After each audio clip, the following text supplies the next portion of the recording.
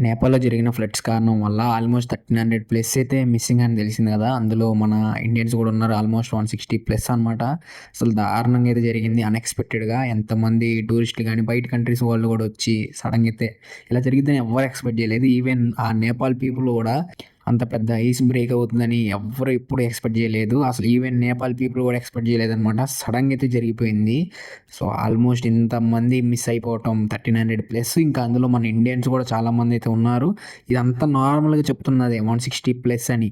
Just ఈ న్యూస్‌లో చెప్పేది మాత్రమే. కానీ ఇంకెంతమంది మిస్ అయ్యారు, ఎంతమంది చనిపోయారనేది ఇప్పటికీ ఏమీ రిపోర్ట్ అయితే రాలేదనమాట. అక్కడ మన ఇండియన్స్ టూరిస్టులు కూడా ఉన్నారు. మన ఇండియన్స్ ఉన్నారు. బయట నుంచి వచ్చిన వాళ్ళు కూడా ఉన్నారనమాట. ఆల్మోస్ట్ అసలు 1300 మెంబర్స్ పైగా మిస్సింగ్ అంటే అసలు ఇంకా అది నార్మల్ కౌంటే. అసలు ఎంతమంది ఏంటి అనేది ఇప్పటికీ తెలియలేదు. 40 కిలోమీటర్స్ ప్లస్ అయితే డ్యామేజ్ అయిపోయింది. 100 ప్లస్ చనిపోయారంటే అసలు చిన్న విషయం కాదనమాట.